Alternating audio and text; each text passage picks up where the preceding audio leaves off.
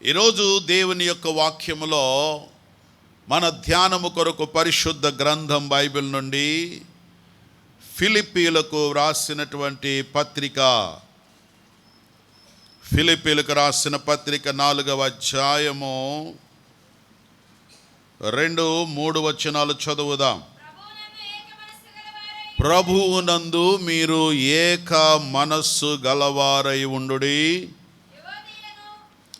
యువదియను సుంటుకేను బతిమాలు కొనుచున్నాను. అవును, నిజమైన సహకారి ఆ స్త్రీలు కెమెంతుతోనూ నా ఇతర సహకారులతోనూ సువార్త పనిలో నాతో కూడా ప్రయాసపడిన వారు గనక వారికి సహాయము చేయమని నిన్ను వేడుకొనుచున్నాను. ఆ సహకారుల పేరులు జీవ గ్రంథములో వ్రాయబడి ఉన్నవి. ప్రార్థన చేసుకుందాం. ప్రియుడైన మా తండ్రి, నీకు స్తోత్రాలు. చదవబడిన లేఖన భాగము మా కొరకు మీరు ఆశీర్వదించండి. కూడి వచ్చిన భక్తులందరినీ కూడా మీరు దీవించండి. ప్రభువా, ఎంత గొప్ప దేవుడవు. ఉదయకాలం అందరికీ మంచి సమయాన్ని ఇచ్చినందుకు స్తోత్రాలు. ఈ దినాన్ని చూడాలని ఎంతోమంది ఆశించి ఉన్నారు, కానీ ప్రభువా, ఈ దినం ఒకవేళ చూడలేకపోయి ఉండొచ్చు. మమ్మల్ని సజీవులుగా ఉంచారు. మీ సన్నిధిలో సమకూర్చినందుకు స్తోత్రాలు. కూడి వచ్చిన భక్తులను ఆశీర్వదించి నీ వాక్యం ద్వారా మాతో మాట్లాడండి. యేసు నామమున ప్రార్థించుచున్నాము తండ్రి. హల్లెలూయా. నీ ప్రేమే నన్ను ఆదరించేను, నీ ప్రేమే నన్ను ఆదరించేను. సమయోచితమైన నీ కృపయే నన్ను కాచి కాపాడెను, నీ కృపయే కాచి కాపాడెను.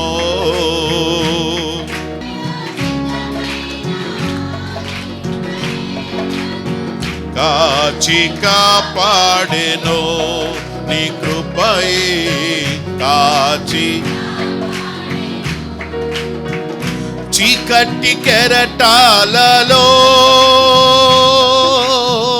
కృంగిన వేళలో, చీకటి కెరటాలలో కృంగిన వేళలో ఉదయించెను నీ కృప నా ఎదలో. చెదరిన మనసే నూతనమాయెను, ఉదయించెను నీ కృప నా ఎదలో. చెదరిన మనసే నూతనమాయెను. మనుగడయే మరో మలుపు తిరిగేనా, మనుగడయే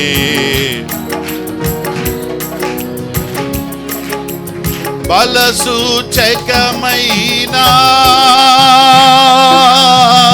మందసమా నీకై, బలసూచకమైనా మందసమా నీకై, సజీవయాగమై యుక్తమైన సేవకై ఆత్మాభిషేకముతో నన్ను నింపితివా. సజీవయాగమై యుక్తమైన సేవకై ఆత్మాభిషేకముతో నన్ను నింపితివా. సంఘక్షేమమే నా ప్రాణమాయనా, సంఘక్షేమమే. ఆమేన్. నీ ప్రేమే నన్ను ఆదరించేను, నీ ప్రేమే నన్ను ఆదరించేను. సమయోచితమైన నీ కృపయే నన్ను కాచి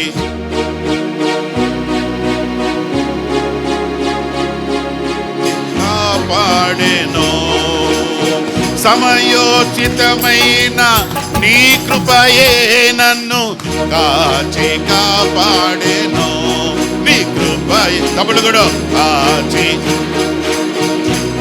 నీ కృపయే కాచి కాపాడెను.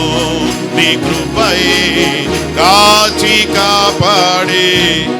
ఆమేన్. హల్లెలూయా. Praise the lord. హల్లెలూయా.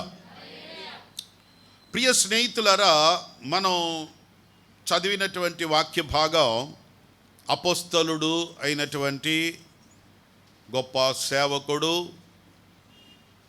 పౌలు గారు ఫిలిప్పీ పట్టణములో ఉన్నటువంటి సంఘానికి ఈ పత్రిక వ్రాశాడు. ఈ పత్రికలో అనేకమైన విషయాలు ఆయన ఉద్ఘాటించారు, చాలా విషయాలు బోధించారు. దానిలో ఒక ప్రాముఖ్యమైన విషయాన్ని ఈరోజు మనం చదువుకున్నాం. మనం చదివినటువంటి భాగాన్ని చూసినప్పుడు ఇద్దరు పేర్లు చెప్తూ ఆయన వ్రాశారు. వాళ్ళ పేర్లు యువోదియా, సుంటికేను.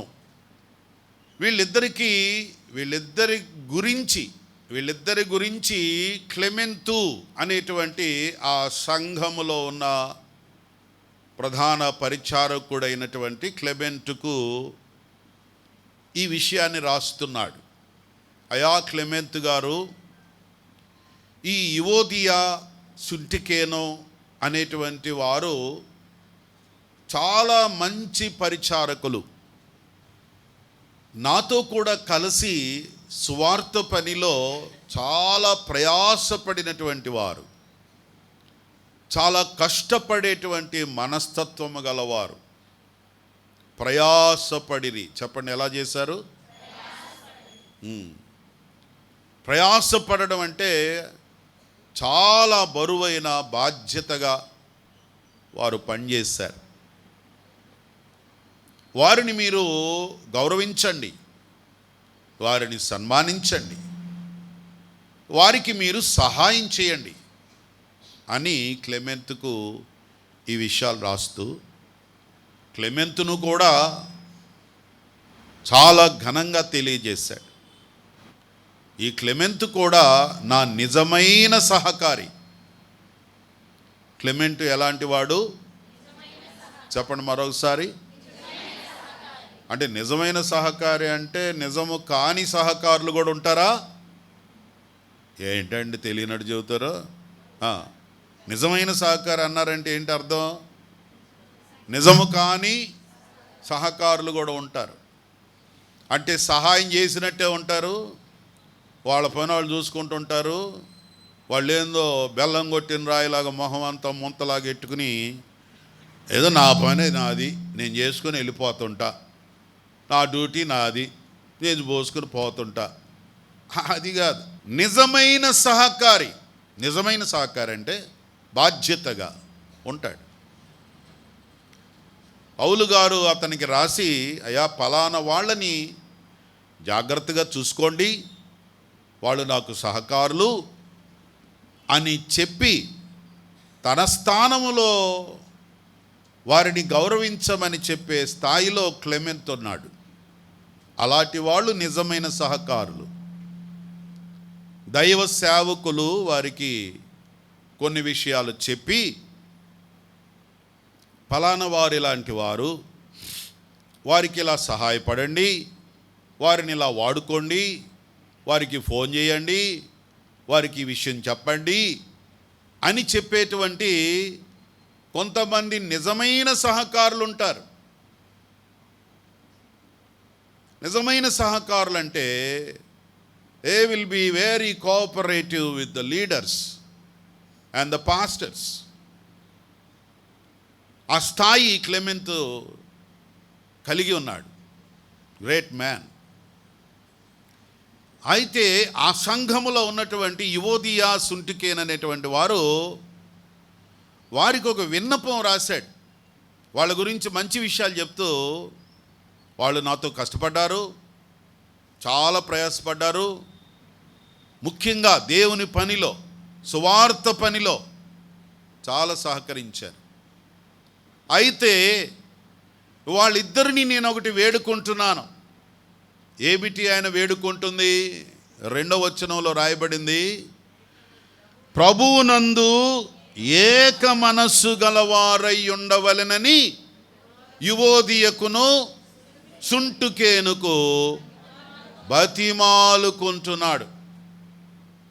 ఎంత స్థాయికి దిగిపోవాల్సి వచ్చింది చూసారా? ఒక అపోస్తలుడు, ఒక దైవజనుడు, ఒక గొప్ప నాయకుడు, సంఘాలు స్థాపించినటువంటి వాడు ఎంత దయనీయమైన స్థితిలోనికి వచ్చి తగ్గించుకొని, అమ్మా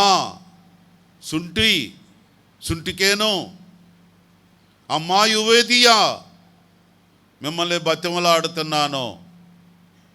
ఏమని బతిమలాడుతున్నాను అంటే, మీరు ఏక మనస్సు గలవారిగా ఉండండి. పరిచర్య చేస్తున్న మీరు, పాటుపడుతున్న మీరు, ప్రయాసపడుతున్న మీరు ఎలా ఉండాలట? ఎంతమంది ఉన్నా కూడా ఒకే మనసుతో ఉండాలి. దేవునికి స్తోత్రం. ఫిలిప్పీ సంఘానికి ఈ మాటలు రాస్తూ, మీరు ఏక మనస్సు గలవారై ఉండండి. మీరు చాలా కష్టపడే మనస్తత్వం గలవారు, ప్రయాసపడ్డారు, దేవుని పనులు ఎంతో ప్రయాసపడుతున్నారు. సుఖమేంటి? ఏక మనసు లేకపోతే ఏముంటుంది చెప్పండి? సహోదరులు ఐక్యతగా నివసించుట ఎంతో మేలు, ఎంతో మనోహరం. ఐక్యత మేలు, ఐక్యత మనోహరం. ఐక్యత, ఏక మనస్సు అనేది అక్కడ శాశ్వతమైన జీవమును, ఆశీర్వాదమును ఉండవలనని దేవుడు ఆజ్ఞాపించాడు. దేవునికి స్తోత్రం. ఎక్కడ ఏక మనస్సు ఉంటుందో అక్కడ ఏముంటుంది చెప్పండి? ఆశీర్వాదం ఉంటుంది. చెప్పండి. ఏక మనస్సు ఉన్న దగ్గర ఆశీర్వాదం ఉంటుంది. ఏక మనస్సు కలిగినటువంటి దగ్గర రెండవది ఏముంటుంది? శాశ్వతమైన జీవం. ఐక్యత ఉన్న దగ్గర శాశ్వతమైన జీవం ఉంటుంది. ఐక్యత లేకుండా నువ్వు ఎంత కష్టపడినా, నేను చాలా కష్టపడుతున్నాను, నన్ను ఎవరు చూడటం లేదు, నేను ఎంతో బాధపడుతున్నాను, నన్ను ఎవరు పట్టించుకోవట్లేదు, నీ పాటికి నువ్వు అనుకుంటే అలాగా? ఎప్పుడైతే ఏకాత్మ, ఏక మనసు ఉంటుందో అప్పుడు ఆటోమేటిక్గా ఎవరెంత కష్టపడుతున్నారో, ఎవరెంత ప్రయాసపడుతున్నారో గ్రహింపు ఉంటుంది. యువోదియా, మీరు ఏక మనస్సు గలవారిగా ఉండండి. మీరు దేవుని పనిలో చాలా ప్రయాసపడిన వారు. వండర్ఫుల్ ఉమెన్, చాలా మంచి స్త్రీలు వాళ్ళు. దేవుని పనిలో, దేవుని కార్యాల్లో చాలా చక్కగా ప్రయాసపడినటువంటి వారు. ఇంకో గొప్ప విషయం చెప్పనా? ఇంకా అద్భుతమైన విషయం ఏంటంటే, వారి పేర్లు జీవగ్రంథంలో ఉన్నాయి. దేవునికి స్తోత్రం. మీ పేర్లు జీవగ్రంథంలో ఉన్నాయి తల్లులారా. మీ పేర్లు జీవగ్రంథంలో ఉన్నాయి పరిచారకుడా. మీ పేర్లు జీవగ్రంథంలో ఉన్నాయి సేవకులారా. జీవగ్రంథంలో ఉన్నటువంటి మీ పేర్లు కలిగినటువంటి మీరు ఏక మనసు లేకపోతే ఎలాగా అని రాయడానికి ఈ పత్రికను రాయటం జరిగింది. ఈ వచ్చిన భాగాన్ని చదువుతూ ఉన్నప్పుడు దేవుని సేవలో సహకరించినటువంటి స్త్రీలు, దేవుని పనిలో ప్రయాసపడినటువంటి వారి యొక్క పేర్లు జీవగ్రంథంలో ఉన్నాయి అన్నప్పుడు నాకు చాలా ఆశ్చర్యం అనిపించింది. నిజమే కదా? అసలు ఎవరెవరి పేర్లు జీవగ్రంథంలో ఉంటాయి? ఊరికే దేవుని పని చేసిన వాళ్ళ పేర్లే ఉంటాయా, ఇంకెవరైనా ఉంటాయా అని ఆలోచిస్తే మొట్టమొదటిగా దైవభక్తి కలిగిన వారు అందరి పేర్లు జీవగ్రంథంలో ఉంటాయట. మలాకి 3:16 రాయబడింది. మలాకి 3:16 తన యందు భయభక్తులు కలిగిన వారు ఒకరితో ఒకరు మాట్లాడుకొనుచుండగా యెహోవా చెవియొగ్గి ఆలకించును, వారి పేర్లు జీవగ్రంథంలో రాయబడి ఉన్నవి. ప్రకటన గ్రంథం 3:5 చదివినప్పుడు జయించిన వారి పేర్లు జీవగ్రంథంలో ఉన్నాయి. చెప్పండి, ఎవరి పేర్లో ఉన్నాయి? జీవగ్రంథంలో జయించిన వారి పేర్లు ఉన్నాయి. 3వ స్థానంలోకి వచ్చేసరికి ఎవరైతే దేవుని పరిచర్యలో ఉన్నారో, ఫిలిప్పి 4:3 మనం చదువుకున్నాం. ఎవరైతే దేవుని పరిచర్యలో ఉన్నారో, ప్రయాసపడుతున్నారో, దేవుని సువార్త వ్యాపకము కొరకు ప్రయాసపడుతున్నారో వారి పేర్లు జీవగ్రంథంలో ఉన్నాయి. 3 స్టెప్స్గా రాశాడు. మొదటిది దైవభక్తి, అంటే మన అందరం దేవుని యందు భయభక్తులు కలిగి ఉన్నాం, మన పేర్లు జీవగ్రంథంలో ఉన్నాయి. అందరిది ఉంది. ఎందుకంటే ఎవరెవరైతే దేవుని యందు భయము భక్తి కలిగి ఉన్నారో వారి పేర్లు ఉంటాయి. భయభక్తి లేకుండా, దైవ భయం లేకుండా, దేవుడు అంటే భయం లేకుండా ఇష్టం వచ్చినట్టు జీవిస్తూ మాట్లాడుతూ, నోరు పారేసుకుంటూ, నోటికి వచ్చినట్టు బూతులు తిడుతూ, నోటికి వచ్చినట్టు మాట్లాడుతూ, ఇష్టమైన చేసుకుంటూ నేను భక్తి కలిగి ఉన్నానంటే అంత బూడిదలో పోయటమే. పన్నీరే, భక్తి పన్నీరే, కానీ బూడిదలో పోసేస్తున్నాంగా. మన పేర్లు జీవగ్రంథంలో ఉండవు. భయభక్తులు లేకపోతే, దైవ భయం ఉండాలి. ఒకసారి ఒక తండ్రి ఒక కొడుకు నడిచి వెళ్తుంటే మధ్యలో మంచి మామిడి తోట వాసన వస్తుందంట.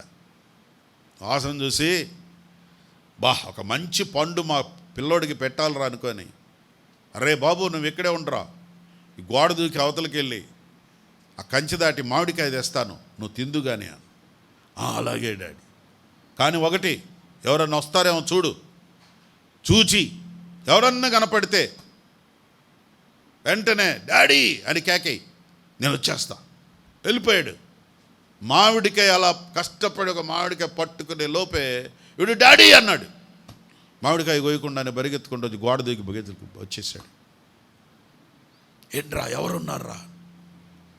దేవుడు ఉన్నాడు డాడీ అని. దేవుడా? దేవుడు ఏంట్రా? మా సండే స్కూల్ టీచర్ చెప్పారు, ఎవరు చూసినా చూడకపోయినా ఎవరు చూస్తారు? దేవుడు చూస్తాడని చెప్పాడు. కాబట్టి ఇప్పుడు దేవుడు ఉన్నాడు. పిల్లోడికున్న భయం పెద్దోడికి లేకపోయినా ఏం చేసుకొని చెప్పండి. సో దైవ భయము కలిగి భక్తి జీవితం. భయం ఉంటే కుదరదు, భక్తి ఉండాలి. భక్తి అంటే చెడుగును తొలగించుకుంటూ ఉంటాం. భక్తి ఇంకా ఎంతకాలము చెడుగులోనే వెళ్ళిపోతుంటావు. చిన్నపిల్లలు ఉన్నారనుకోండి, పిల్లలు తప్పులు చేస్తూ ఉంటారు, పొరపాటు చేస్తుంటారు, పడిపోతుంటారు, లేస్తుంటారు. కానీ పేరెంట్స్ గమనిస్తారు. వస్తాడు, నేర్చుకుంటారు, పైకి వస్తారు, సరి చేసుకుంటారు, మంచోళ్ళు అవుతారు, చూస్తారు. ఎంతకాలం అలాగే. దేవుడు కూడా అలాగే. మనము దేవుని భక్తిలో జీవిస్తున్నప్పుడు స్లోగా ఒక్కొక్కటి దేవుని వాక్యము మనతో మాట్లాడుతున్నప్పుడు సరిచేసుకుంటూ ఉండటమే నిజమైన భక్తి. ఎవరైతే యెహోవా యందు భయభక్తులు గల వారిగా ఉంటారో వారి పేర్లు ఎక్కడుంటాయి చెప్పండి? Praise the lord. దేవునికి స్తోత్రం. భయం ఉండి భక్తి లేకపోయినా, భక్తి ఉండి భయం లేకపోయినా సుఖం లేదు. మన పేర్లు అక్కడ ఉండవు. రెండవది, ఎవరి పేర్లు ఉంటాయి? జయ జీవితం కలిగిన వారు. జయించాలి. ఎన్నో శోధనలు, ఎన్నో పోరాటాలు, ఎన్నో ఆటంకాలు, ఎన్నో ఛాలెంజెస్ మనం ఎదుర్కొంటూ ఉంటాం. వాటిని జయించాలి. అంతేగాని వాటి దగ్గర కుప్పగూలిపోయి అపజయం పాలైపోయి ఇక నేనేం చేయలేనని ఆ సమస్య దగ్గరే కుప్పగూలిపోకూడదు. జయించాలి. ఆమేన్. ఎవరు జయిస్తారో, నీకొచ్చే ప్రతి శోధన జయించాలి. యవ్వనస్తులు తప్పక తొట్టిల్లుతారు, కానీ వారు మరలా తిరిగి లేవాలి. దేవునికి స్తోత్రం. జయించాలి. జయ జీవితం ఎవరికైతే ఉంటుందో వారి పేర్లు జీవ గ్రంథంలో ఉంటాయి. ప్రతిదానికి ఓడిపోయి, ప్రతి చిన్న శోధనకి లోబడిపోయి, దానిలో ఉన్నటువంటి వెనక సాయితానీయమైనటువంటి ప్రణాళికలను గుర్తించకుండా మనకు కలుగుతున్న శోధన ఇది మంచిదేలే, దేవుడు తినవద్దని చెప్పిన పండు ఎందుకు తినాలనిపించిందో తెలుసా? అది చూచుటకు కన్నులకు రమ్యముగాను, తినుటకు రుచిగా, ఇంకెన్నెన్నో ఉన్నాయో ఆడ. అందుకు తిని పడేసింది. శోధనది. అది మంచిగానే ఉండొచ్చు, ఎర్రగా ఉండొచ్చు, రంగులుగా ఉండొచ్చు. నేను శోధిస్తాను. జయించాలంటే దేవుని మాట లోపల పెట్టుకోవాలి. దేవునికి స్తోత్రం. జయించిన వాడి పేరు జీవగ్రంథంలో ఉంటుంది. మూడవది, ఎంతో కొంత దేవుడు పనిచేసుకుంటూ ఉండాలి. ఆ పరిచారకుల పేర్లు జీవగ్రంథంలో ఉన్నాయి. చెప్పండి, ఎవరి పేర్లు ఉన్నాయి? అనగా మొట్టమొదటగా మనం దేవుని యందు భయభక్తులు కలిగిన బిడ్డలం గనక మన పేరు జీవగ్రంథంలో ఉంది. ఈ లోకములో మనము జీవించినంతకాలం ఎన్నో ఆటంక శోధనలు కలుగుతూ ఉంటే వాటిని జయించుకుంటూ జయ జీవితాన్ని గడపాలి. ఎంతో కొంత మనకు సాధ్యమైనంత వరకు దేవుని పని జరిగించుకుంటూ వెళుతూ ఉంటే మన పేర్లు జీవగ్రంథంలో చిరస్థాయిగా ఉంటాయి. ఆ జీవగ్రంథంలో లేకపోతే ఏమైందంటే, లేకపోతే ఏమైందంట? రాస్తున్నారు, లేదు మనకేం తెలుసు.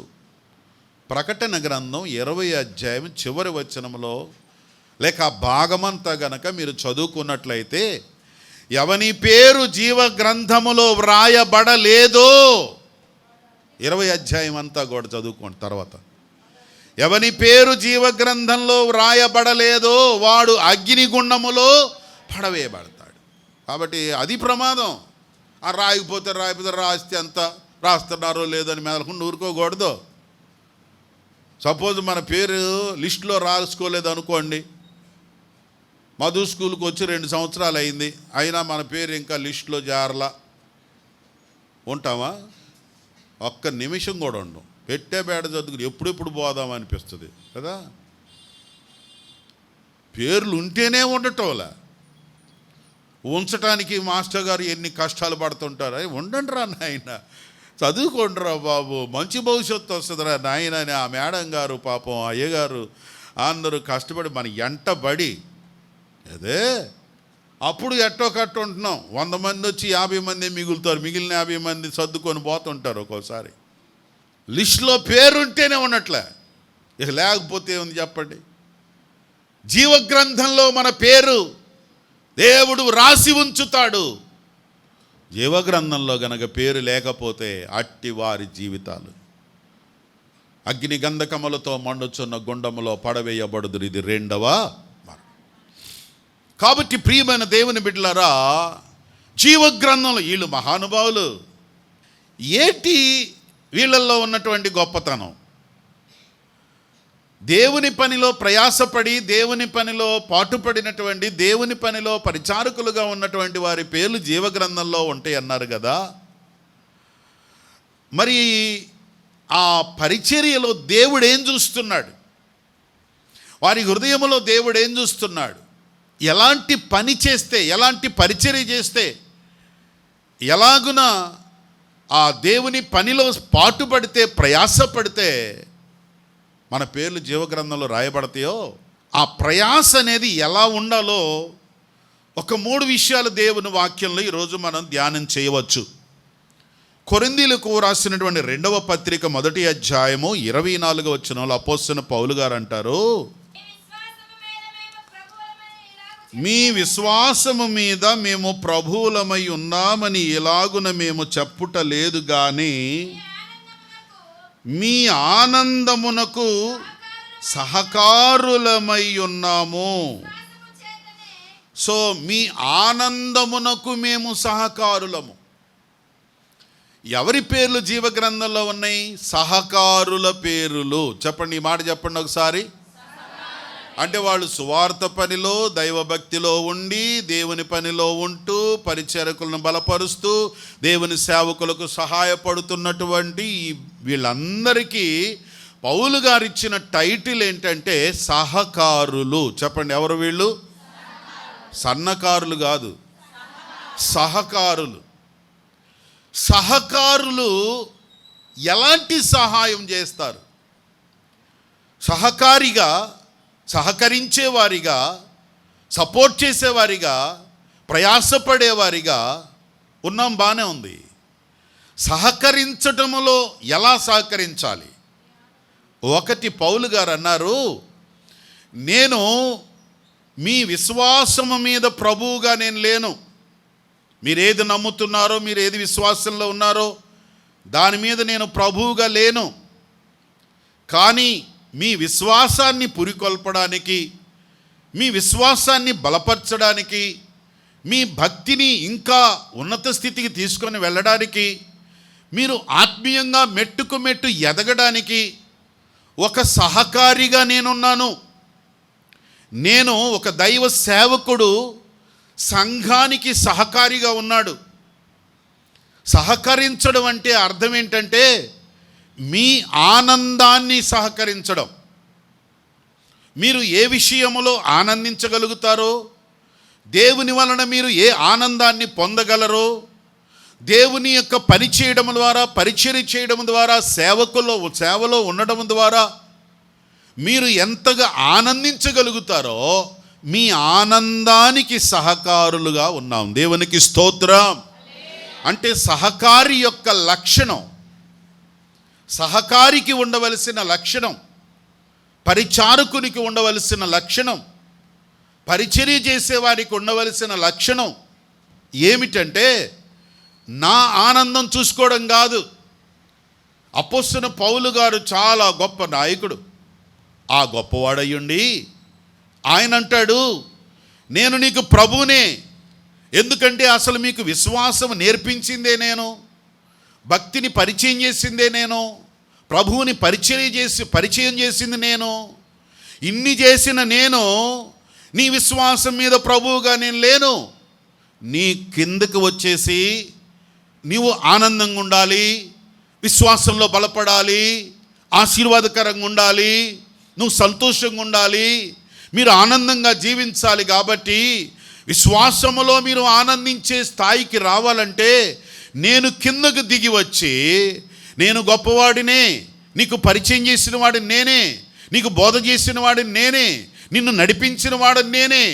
ఎంత గొప్పవాడయ్యండి. ఏమంటున్నాడంటే నేను నీకు సహకారిని. సంగమా, నేను నీకు సహకారిని. ఏ విధంగా అంటే మీ ఆనందం నేను చూడాలి. దేవునికి స్తోత్రం. మీరు ఆనందించాలి, మీరు హ్యాపీగా ఉండాలి, మీరు మంచిగా ఉండాలి. దానికోసం నేను సహకారిగా ఉన్నాను. అంటే ఒక గొప్ప వ్యక్తి, ఒక నాయకుడు, అన్నీ తెలిసినవాడు, అన్నీ ఎరిగినవాడు, మనకు పరిచయం చేసినవాడు, మనకు దారి చూపించినవాడు, మనకు మార్గం చూపించినవాడు, మనల్ని సరిగా నడిపించుచున్నవాడు, మనకి క్రీస్తును పరిచయం చేసినటువంటి వాడే ఎందుకు మనకు పరిచయం చేశాడు, ఎందుకు మనల్ని నడిపిస్తున్నాడు, ఎందుకు బలపరుస్తున్నాడు, ఎందుకు ప్రోత్సహిస్తున్నాడు, ఎందుకు బోధిస్తున్నాడు, ఎందుకు నడిపిస్తున్నాడు అని అంటే ఎందుకో కాదు, తన ఆనందము కోసరమో, తన గొప్పతనము కోసరమో, నేను గొప్ప పాస్టర్ని, నేను గొప్ప పరిచారకుణ్ణి, నేనేదో అన్నీ తెలిసిన వాడిని, నాకు అన్నీ తెలుసు, నేను అసలు నా సంగతి నీకు తెలుసా, ఈ పరిచర్య చేస్తున్నానంటే నేనెంతో ఇది తెలుసా నీకు. సహకారుల పేర్లు జీవగ్రంథంలో ఎప్పుడు రాయబడతాయి అంటే దేవుని తరపున నీవెంత గొప్పవారైనా ఇతరులు ఆనందించడానికి, ఇతరులు సంతోషించడానికి, ఇతరులు ఆశీర్వదించబడ్డానికి, సంఘము ప్రోత్సహించబడ్డానికి, సంఘం బలపడటానికి, ఆనందించడానికి సహకారిగా మారే లక్షణం సహకారులకు ఉండే ప్రథమ లక్షణం. దేవునికి స్తోత్రం. సో ప్రియులరా, పౌలు గారు ఇక్కడ నేను సహకారిగా ఉన్నాను అంటే ఇంగ్లీష్లో మంచి మాట రాయబడింది. We all work with you for your joy. We all work with you. So we have to work something for joy of others. ఇతరుల ఆనందం, ఇతరుల సంతోషం కొరకు we have to do something, some work for the people. పౌలు గారు అంటాడు, I have already work with you. మీతో కలిసి పనిచేయడం. I am not a boss on you. నీ మీద నేనేదో గొప్పవాడిని, నీ మీద నాయకుడిని, నేనేదో చేస్తున్నాను అని ఫీల్ అవ్వట్లేదు. నేను ఒక సేవకుడుగా సహకారిగా ఉన్నాను. ఒక గొప్పవారయ్యుండి, అన్ని తెలిసిన వారయ్యుండి, అన్ని టాలెంట్స్ ఉండి తగ్గింపుగా ఇతరులు ఆనందించాలి, ఇతరులు బాధపడకూడదు, వారు హ్యాపీగా ఉండాలి. నేనెంత బాధపడినా, నేనెంత కష్టపడినా, నాకెంత భారమైనా, నాకెంత దుఃఖం కలిగిస్తున్నా. సుంటికేని గురించి వాళ్ళ గురించి రాసినప్పుడు ఆ మాట రాశాడు కదా, మీరు ప్రభువునందు ఏక మనస్సుగా ఉండండి. అంటే వాళ్ళ గొప్పతనాలు తెలుస్తుంది, వాళ్ళ బలహీనతలు కూడా తెలుస్తున్నాయి. వాళ్ళ బలహీనతలు కూడా అర్థమవుతుంది పౌలు గారికి. మీరు ఏక మనస్సు కలిగి ఉండండి. ఇంత చేస్తున్నా, మీ పేరు జీవ గ్రంథంలో ఉన్నప్పటికీ, మీరు బహుగా ప్రయాసపడుతున్నప్పటికీ, మీరెంతో కష్టపడుతున్నప్పటికీ ఏక మనసు లేదు. మీ పేర్లు జీవ గ్రంథంలో ఉన్నాయి. తెలుసుకోండి, ఇప్పుడైనా మీరు ఏక మనసుతో పనిచేయండి. I have work with you. నేను మీతో కలిసి పనిచేశాను. తెలుసా, పౌలు గారు గొప్ప పండితుడు, నాయకుడు, భారముతో దేవుని సేవను చేసినవాడు. ఫిలిప్పి పట్టణంలో పౌలు గారు ఎంత కష్టపడ్డాడు తెలుసా. చెరసాలకు వెళ్ళాడు, అండర్ గ్రౌండ్లో చెరలో ఉన్నాడు. అక్కడ సంఘం స్థాపించడానికి ఎంతో ప్రయాసపడినటువంటి వాడు. అంత కష్టం, అంత ప్రయాస దేనికో తెలుసా? ఇతరులు ఆనందించాలి, రక్షణలో ఆనందించాలి, దేవునిలో ఆనందించాలి, ప్రభువుని తెలుసుకోవాలి, దేవుని రాజ్యంలో చేర్చబడాలి, వారి పేర్లు జీవ గ్రంథంలో ఉండాలి, జీవ మార్గములో ఉండాలి, దేవుని రాజ్యములో ప్రవేశించాలి. అది ప్రయాస. ప్రైజ్ ది లార్డ్, హల్లెలూయా. గొప్పవాడయ్యుండి, అన్ని తెలిసిన వాడయ్యుండి తగ్గింపుతో పరిచర్య చేయటమే నిజమైన సహకారికి ఉండవలసిన లక్షణం. మీరు నోట్ చేసుకోండి, తర్వాత చదువుకోండి. 2వ దినవృత్తాంతముల గ్రంథం 2వ అధ్యాయం 13-14 వచనములో చూచినప్పుడు ఇక్కడ జరిగిన విషయాన్ని మీకు తెలియజేస్తా. దావీదు గారి తర్వాత సొలొమోను రాజుగా చేయబడ్డాడు. దావీదు గారికి అత్యంత ప్రియమైన స్నేహితుడైన హీరాము అనేటువంటి రాజు, ఈ హీరాము అనేటువంటి రాజు సొలొమోను గారికి ఒక ఉత్తరం రాసి ఒక వ్యక్తి గురించి సిఫారసు చేశాడు. అయ్యా సొలొమోను గారు, నీవు నీ తండ్రికి చాలా అద్భుతమైనటువంటి కుమారుడివి. దేవుడు అలాంటి కుమారుడిని ఇచ్చాడు నా స్నేహితుడైన దావీదుకి. చాలా మెచ్చుకున్నాడు. నా స్నేహితుడైనటువంటి దావీదుకి సొలొమోను లాంటి బుద్ధిమంతుడైన కుమారుడిని ఇచ్చాడు. బుద్ధిమంతుడైన కుమారుడు. అది నిజంగా దేవుని మహాకృప అని రాస్తూ, నీవు ఒక దేవాలయం నిర్మాణం చేయాలని అనుకుంటున్నావు, దానికి నేను సహకారముగా ఉండడానికి నా దగ్గర ఒక సకల విద్యా ప్రావీణ్యుడు ఉన్నాడు. నా దగ్గర అందరికీ సహాయపడగలిగినటువంటి ఒక గొప్ప టాలెంటెడ్ పర్సన్ ఉన్నాడు. అతని పేరు హూరాము. చెప్పండి, అతని పేరేంటి? హూరాము. ఆ హూరాము యొక్క లక్షణాలు అక్కడ రాయబడ్డాయి. ఎలాంటి పనులు చేయగలడో అక్కడ విషయాలన్నీ రాయబడ్డాయి. మీరు తర్వాత చదువుకోవచ్చు. ముఖ్యంగా అతడు చురుకైన పనివాడు. చెప్పండి, ఎలాంటి వాడు?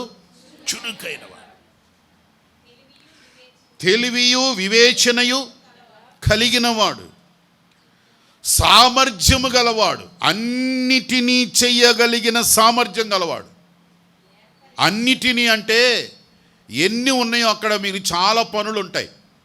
అది బంగారపు పైన, ఇత్తడి పైన, వెండి పైన, ఇనుము పైన, చెక్క పైన, నకిషీల నువ్వు ఏ పనన్నా చేయగాక, ప్రతి పని చేసేవాడికి ఒక సహకారిగా ఉండి అందరికీ సహకారుడుగా ఉండే హూరామును నేను నీ దగ్గరికి పంపిస్తా. స్తోత్రం చెప్పండి, హల్లెలూయా. సహకారికి ఉండేటువంటి లక్షణం 3 రాయబడ్డాయి అతనిలో. అతడు చురుకైన వాడు, సామర్థ్యము గలవాడు, అందరికీ సహకారి, ఇంకా చాలా ఉన్నాయి. సో ఇలాంటి అద్భుతమైనటువంటి వ్యక్తిని నేను నీ దగ్గరికి పంపిస్తున్నా. ఎందుకంటే ఒకవేళ ఇత్తడి పని చేసే ఒక గ్రూప్ ఉందనుకోండి, ఆ గ్రూప్కి మనవాడు సహాయపడతాడు. ఎందుకంటే దానిలో సకల విద్య అతనికి తెలుసు. బంగారపు పని చేసే గ్రూప్ ఉందనుకోండి, ఆ గ్రూప్ వాళ్ళకి సహాయపడతాడు. ఇనుముతో పనిచేసే గ్రూప్ ఉందనుకోండి, వాళ్ళకి సహాయపడతాడు. చెక్కతో పనిచేసేటువంటి బృందం ఉందనుకోండి, వాళ్ళకి సహాయపడతాడు. ఏమి అద్భుతమైన వ్యక్తి అండి. ఒకసారి చప్పట్లు కొడదామా? ఎంత గొప్పవాడు. ఏ పనినైనా కూడా చక్కగా, చురుకుగా, సామర్థ్యముతో సహకరించగలిగిన వాడు. సహకారులకు ఉండేటువంటి మొదటి లక్షణం అతని గొప్పతనము, అతని టాలెంటు, అతని విలువలు, అతని మంచితనము, అతని చురుకుదనము, అతని సామర్థ్యము. ఇలాంటి వాడు అసలు దొరుకుతాడా? ఎంత కాస్ట్లీ మ్యాన్! ఇలాంటి వాడు దొరుకుతాడా? దొరకడు. అలాంటి వాడిని కలిగి ఉండాలంటే you have to pay lot of money. అని ఇన్ని తలాంతులు కలిగిన వాడు అందరికీ సహకారిగా ఉన్నాడు. స్తోత్రం చెప్పండి, హల్లెలూయా. ఎన్ని గ్రూపులున్నా, ఎన్ని బృందాలు ఉన్నా వాళ్ళందరికీ సహాయపడేవాడిగా.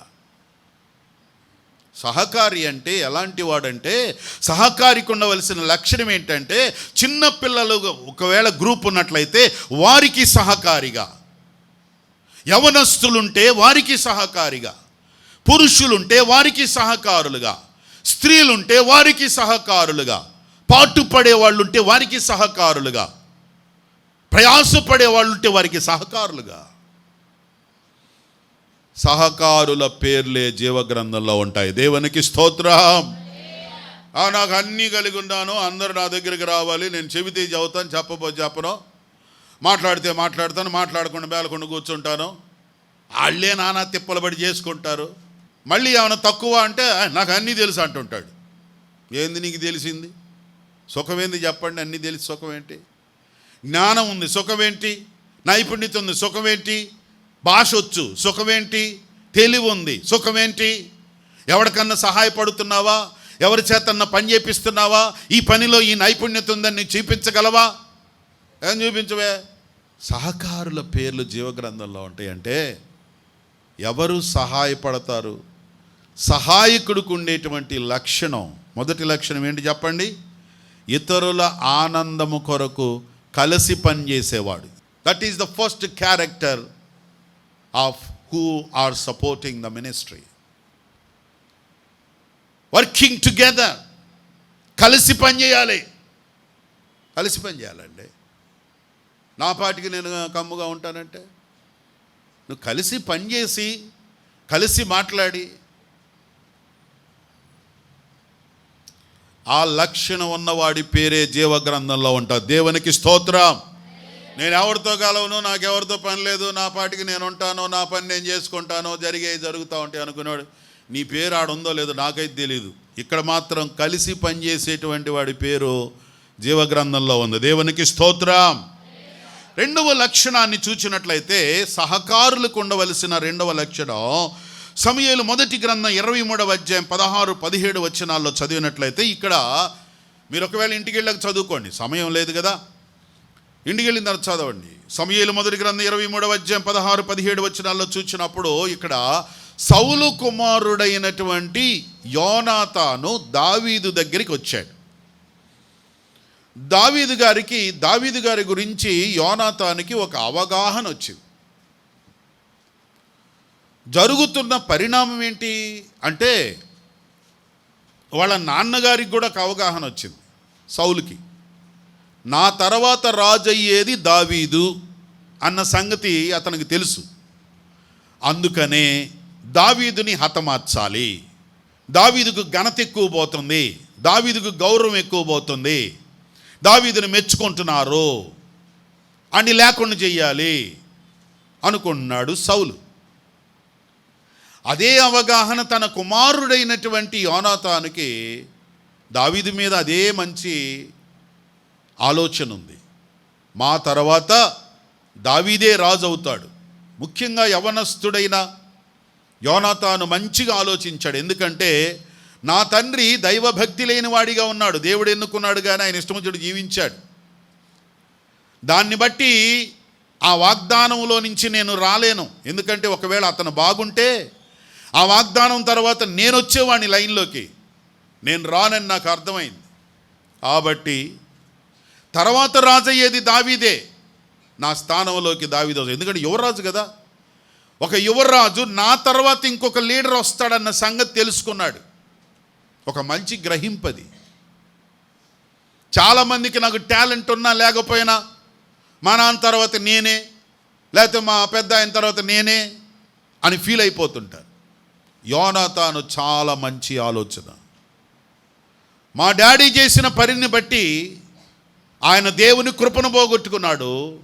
ఆ కృపను పోగొట్టుకున్నాడు కనుక ఆ కృపలో నేను లేను, ఇక నాకు ఆ స్థానం దక్కదు. Better to support to one another. అర్థమైంది? నేను చెప్పిన మాటలు అక్కడ ఆ రెఫరెన్స్లో యోనాతాను చెప్తున్నాడు దావీదుకి, దావీదు గారు మీరు రాజు అవుతారు, నేను మీకు సహకారినవుతాను. దేవునికి స్తోత్రం చెప్పండి. మీరు రాజు అవుతారు, నేను నీకు సహకారినవుతాను. ఆహా, అధికారములో ఉన్నటువంటి యువరాజు, ఆధిపత్యములో ఉన్న యువరాజు, ప్రజెంట్ పొజిషన్లో ఉన్నటువంటి యువరాజు ఏ పొజిషన్ లేకుండా పారిపోతూ, అందరి చేత త్రోసివేయబడుతూ, ముఖ్యంగా తన తండ్రి చేత నెట్టివేయబడుతున్నటువంటి దావీదు నెక్స్ట్ లెవెల్లో రాజు అవుతాడు అనే మంచి గ్రహింపు. ఇలాంటి గ్రహింపు ఉంటే దేవుని పని ఆశీర్వాదకరంగా జరుగుతుంది. దేవునికి స్తోత్రం. వెంటనే దావీదు దగ్గరికి వెళ్ళి అన్నాడు, అయ్యా మీరు రాజు అవుతారండి, నాకు తెలుసు, నేను నీకు సహకారినవుతాను. సహకారికి ఉండేటువంటి రెండవ లక్షణం ఒకరికి ఒకరు సహాయపడడం. మొదటి లక్షణం ఏంటి? కలిసి పని చేయడం. చెప్పండి, అందరూ చెప్పండి. సింపుల్గా చెప్పాలంటే సహకారికి ఉండే మొదటి లక్షణం కలిసి పని చేయడం. చెప్పండి మరొకసారి. రెండవ లక్షణం సహాయపడడం, సహకరించడం, సహాయకుడుగా ఉండడం. అప్కమింగ్ లీడర్స్ ఎవరైతే ఉన్నారో, అప్కమింగ్ కింగ్స్ ఎవరైతే ఉన్నారో, అప్కమింగ్ యూత్ ఎవరైతే ఉన్నారో, అప్కమింగ్ బాస్ ఎవరైతే ఉన్నారో, వారిని గ్రహించి వారికి సహాయపడడం.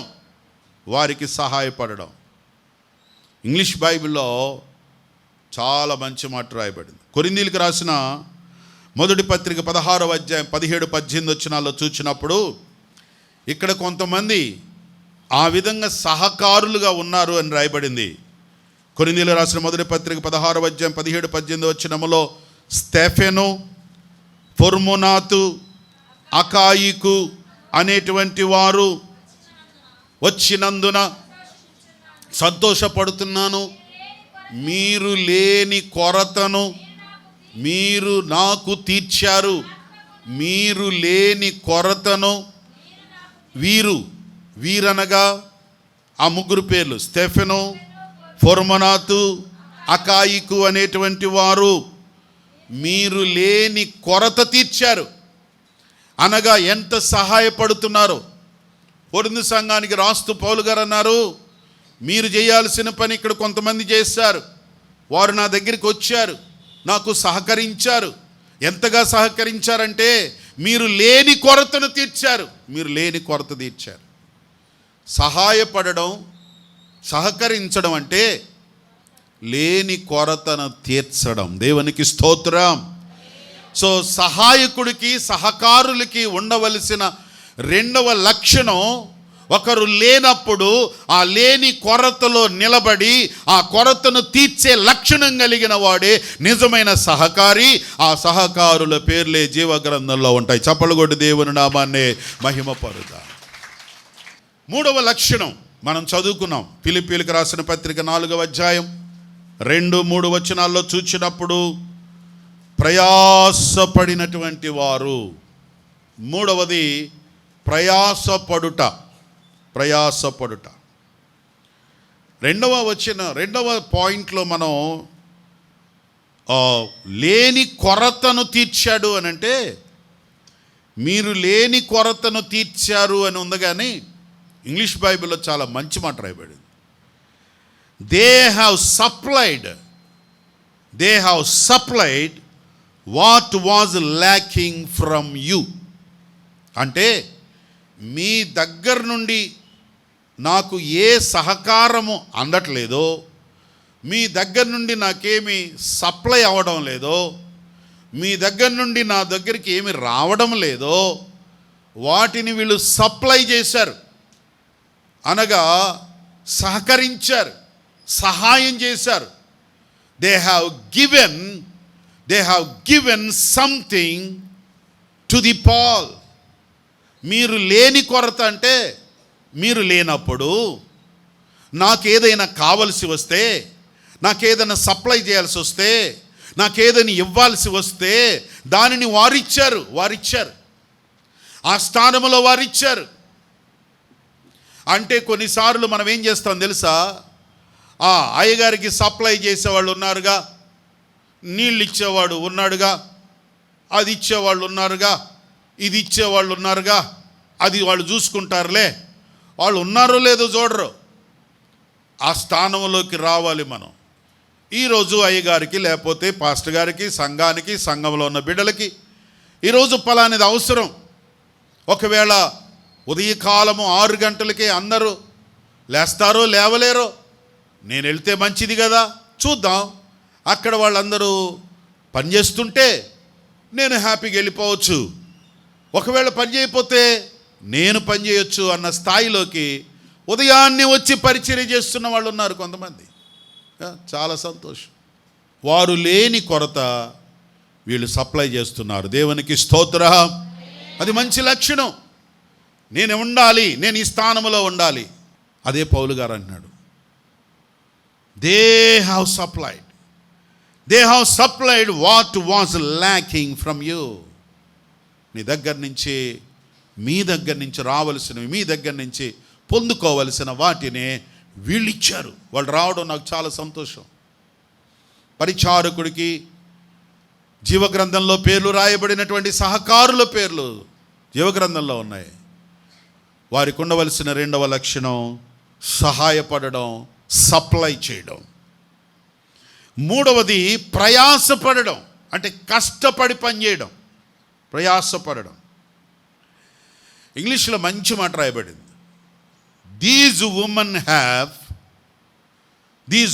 Have contended of my side.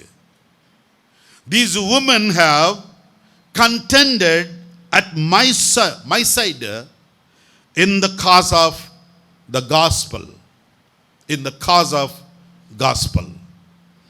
They have contended అనేటువంటి మాటకు ఇంగ్లీష్లో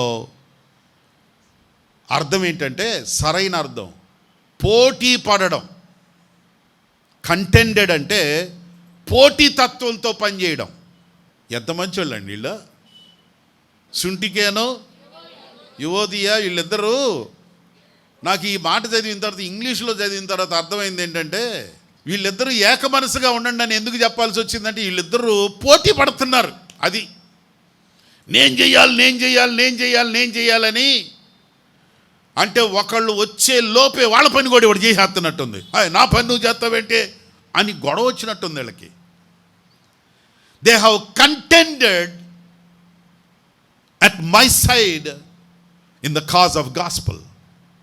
అనగా దేవుని పనిలో నాతో కలిసి పనిచేయడానికి పోటీ పడుతున్నారు. అందుకనే దండం పెట్టి మిమ్మల్ని బతిమలాడుతున్నాను రా, చేత్తే చేశారు, బాగానే చేశారు, మీ పేర్లు జీవగ్రంథంలో ఉన్నాయి, కంగారు పడబాకండి.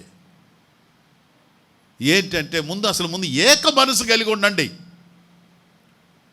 అంటే వీళ్ళు ఇంత చేస్తున్నారు కానీ ఏ మనసు లేదన్నమాట వీళ్ళకి. ఒకసారి ఎప్పుడో చిన్న స్టోరీ చదివాను. టైలర్ దగ్గర నుంచి ఒక ప్యాంటు కుట్టించుకున్నాడంట కొత్తగా పండక్కి. పాస్టర్ గారు ఆ వేసుకొని చూశాడు, పండక్కి వేసుకోవాలి. ఉదయాన్నే లేచి వేసుకున్నాడు. ఇంకొక గంటకి ప్రార్థనకి వెళ్ళాలి. వేసుకొని చూస్తే ప్యాంటు కొంచెం పొడుగ్గా ఉంది. ఆయన ఏం చేశాడంటే ఆ ప్యాంటు తీసేసి, ఈ ప్యాంటు నాకు ఒక 2 అంగుళాలు పొడుగ్గా ఉంది, ఎవరన్నా కత్తిరిచ్చేసేసి దాన్ని త్వరగా కుట్టేయండి అని చెప్పాడు. అంటే ఒకళ్ళకి చెప్పకుండా జనరల్కి చెప్పాడు. ఈ మాట అందరూ విన్నారు.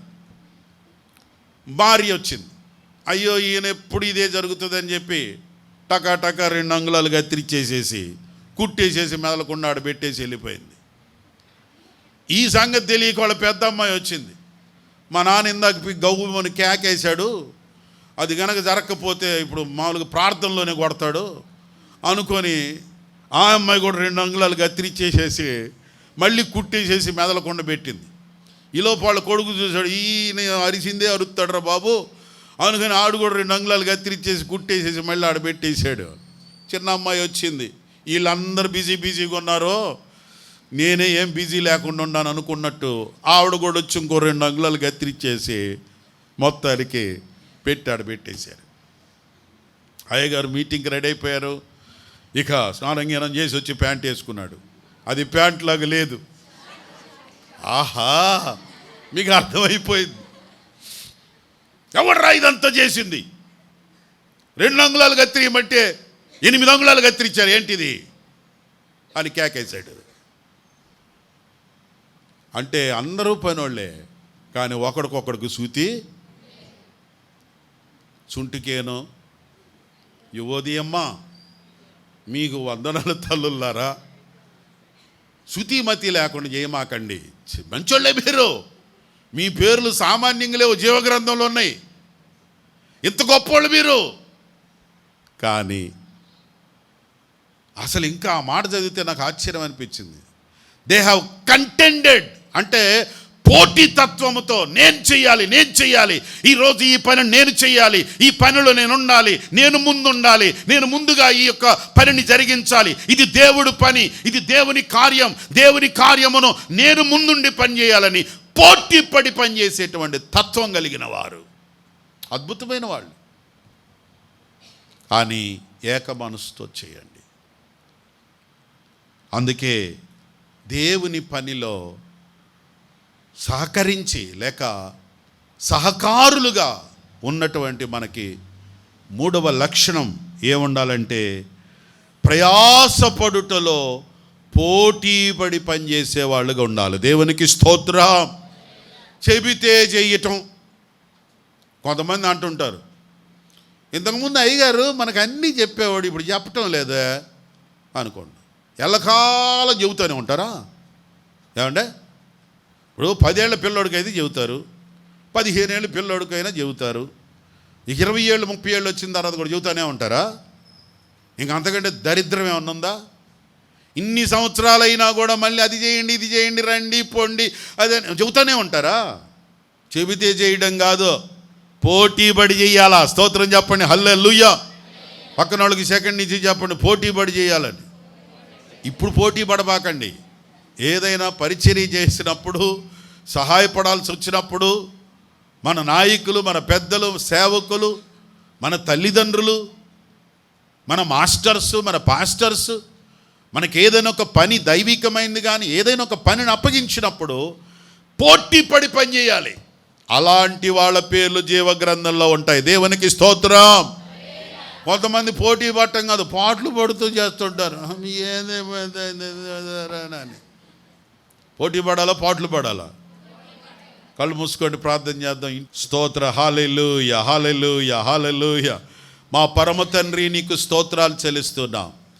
ఈ ఉదయకాలం నీ వాక్యం ద్వారా మాతో మాట్లాడినందుకు స్తోత్రాలు తండ్రి.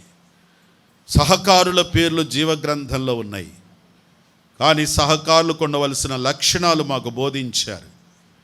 కలిసి పనిచేయడం, ఇతరులకు సహాయపడడం, పోటీతత్వముతో కష్టపడి ప్రయాసపడి పనిచేయడం నేర్పించండి యేసయ్యా. అలాగున మేము చేసి జీవగ్రంథంలో మా పేర్లు ఉండేటట్టు చూసుకోవాలి. యేసు నామమున ప్రార్థించుచున్నాము తండ్రి.